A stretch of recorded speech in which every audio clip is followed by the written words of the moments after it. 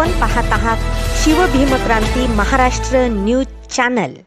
ही light आज ग्रामीण भाग असो किंवा शहरी भागामध्ये आहे, लोक विसरत आहेत। लोकांना हे आठवण करून दिलं पाहिजे की हे पूर्वीचा काळ आठवा, काँग्रेसला मतदान का करावं, करूच नाही, कारण या माणसांनी आपल्यासाठी काही केलेलं नाही हे आपण लोकांना सांगितलं पाहिजे। पूर्वीचा काळ आठवला पाहिजे। पूर्वी ही सर्व मंडळी फक्त घोषणा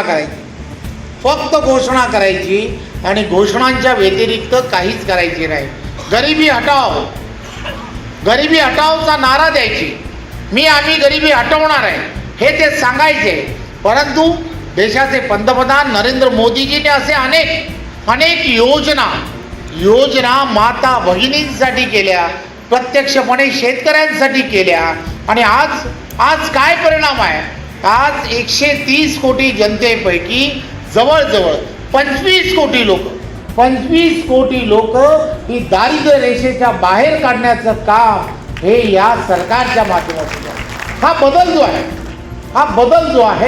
हा बदल असा नाही झाला। यामध्ये विचारधारा ही सर्वात मोठं काम करते। भारतीय जनता पार्टीची असणारी विचारधारा शेवटच्या व्यक्तीपर्यंत सरकार आणि सरकारच्या योजना पोहोचल्या पाहिजे। काँग्रेसचे नेते त्यावेळेच्या काळामध्ये हेही सांगायचे की दिल्लीतून पाठवलेले पैसे खालीपर्यंत जाईपर्यंत त्यापैकी फक्त 1 रुपयापैकी 15 पैसे शिल्लक राहतात, हे ते सांगायचे। लक्षात घ्या। परंतु त्यावेळेच्या काळामध्ये हे काय होत होतं तर भ्रष्टाचार मोठ्या प्रमाणात होता।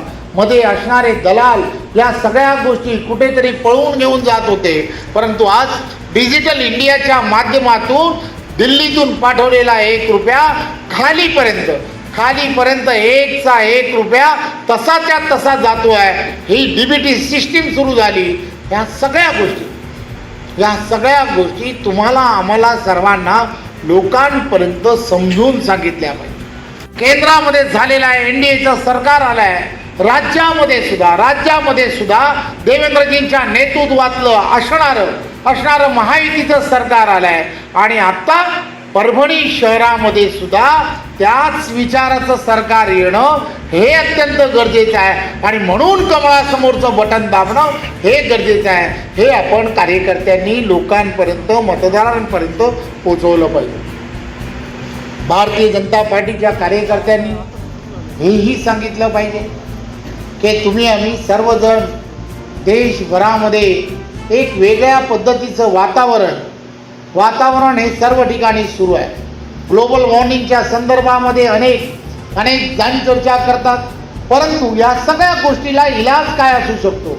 वीज निर्मिती करण्यासाठी जी इंधनं लागतात आणि या इंधनाचा वापर केल्यानंतर मोठ्या प्रमाणामध्ये प्रदूषण होतं। आणि या प्रदूषणाचे असणारे जे दुष्परिणाम आहेत ते दुष्परिणाम आम्ही सर्वांच्या जीवनावरती मोठ्या प्रमाणात होतात। एक देवेंद्र फडणवीस सारखा एक नेता, द्रष्टा नेता, ज्याला पुढचं कळतंय, त्यांनी काय विचार केला हे लक्षात घ्या। ही वीज निर्मिती येणाऱ्या काळामध्ये अपारंपरिकदृष्ट्या सौर ऊर्जेच्या माध्यमातून करता येऊ शकली तर मोठ्या प्रमाणामध्ये विजेचं उत्पादन हे सुद्धा अत्यंत कमी पैशामध्ये होईल। आणि त्याचबरोबर आपल्या या देशामधील असणारं प्रदूषण कमी करण्यामध्ये त्याचा सर्वात मोठा हातभार लागेल असा विचार जर कोणी केला असेल तर ते महाराष्ट्र राज्याचे लोकप्रिय असे मुख्यमंत्री देवेंद्रजींनी केलाय। हे आपण सर्वांनी लक्षात, त्याचा परिणाम सुद्धा दूरगामी। हे केल्यामुळे काय झालं? गेली 20 वर्ष आम्ही सर्वजण पाहत आहे, विजेचे दर हे प्रत्येक वर्षी वाढताना दिसत आहेत। हे वाढणारे दर यामुळे गेल्या काही वर्षामध्ये कमी व्हायला लागले। हा जो परिणाम आहे प्रत्येक देशामधील आणि महाराष्ट्रातील असणाऱ्या प्रत्येक नागरिकाच्या जीवनामध्ये आनंद निर्माण करणं, प्रत्येकाच्या जीवनामध्ये आनंद निर्माण करणं हे काम फक्त केंद्रातलं नरेंद्र मोदीजींच्या नेतृत्वातलं सरकार करत आहे। आणि राज्यामध्ये देवेंद्रजींच्या नेतृत्वातलं असणारं महायुतीचं सरकार करत आहे।